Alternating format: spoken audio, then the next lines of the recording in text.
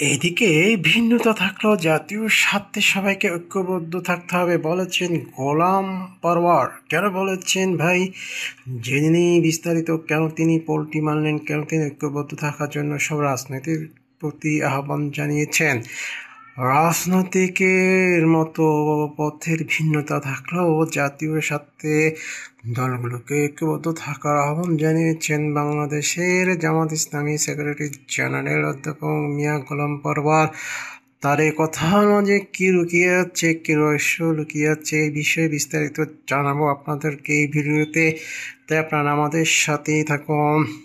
গোলাম পরওয়ার আজ রবিবার দুপুরে রাজধানী ডিপ্লোমা ইঞ্জিনিয়ারিং ইনস্টিটিউটে গণ অধিকার পরিষদের ষষ্ঠ প্রতিষ্ঠা বার্ষিকী অনুষ্ঠানে যোগ দিয়ে তিনি এসব কথা বলেন।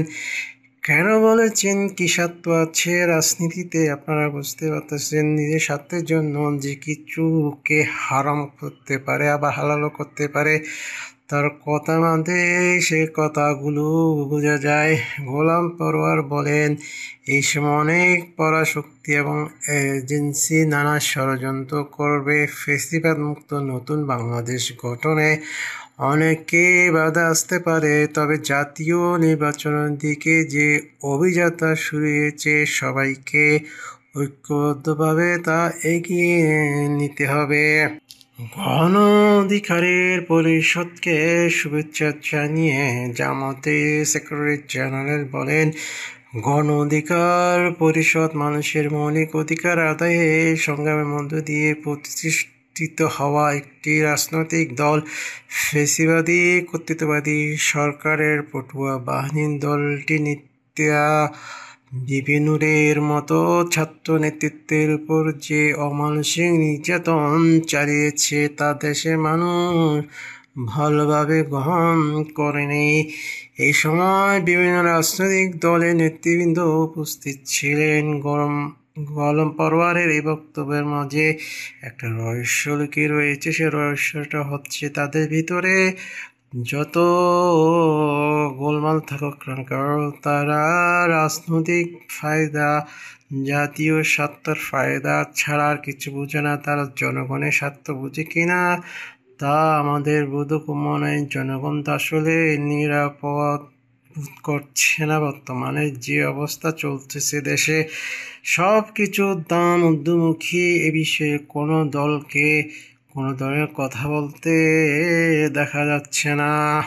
এদিকে কিং পার্টি খ্যাতি পাওয়া নতুন দল এনসিপির যিনি মুখ্য সমন্বয়ক আছে আক্তার, তিনি বলেছেন আওয়ামী লীগকে ফ্যাসিস্ট বানিয়েছেন জাতীয় পার্টি। কেন বলেছেন ভাই, চলুন বিস্তারিত জেনে নিয়ে। আক্তার হোসেন কেন এই কথা বলেছে, আগামী নির্বাচনে আওয়ামী লীগে কেউ যেন অংশ নিতে না পারে তা নিশ্চিত করতে হবে। জাতীয় পার্টি জাপা মানে আওয়ামী লীগ, জাপা ভোটের অংশ নেওয়া মানে আওয়ামী লীগে অংশ নেওয়া, এমন মন্তব্য করেছেন জাতীয় পার্টি এনসিপি সদস্য সচিব আক্তার হোসেন। আক্তার হোসেন এই ধরনের বক্তব্যের পিছনে কোনো রহস্য লুকিয়ে আছে কিনা আমরা বলতে পারতেছি না। আজকে ইঞ্জিনিয়ারিং ইনস্টিটিউটে গণ অধিকারের যে ষষ্ঠ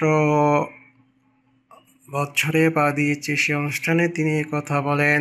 কেন বলেছেন জানি না, তিনি কেন জাতীয় পার্টিকে জাতীয় নির্বাচনে অংশগ্রহণ করতে বাধা দিচ্ছে, এর পিছনে অবশ্য রহস্য লুকিয়ে রয়েছে।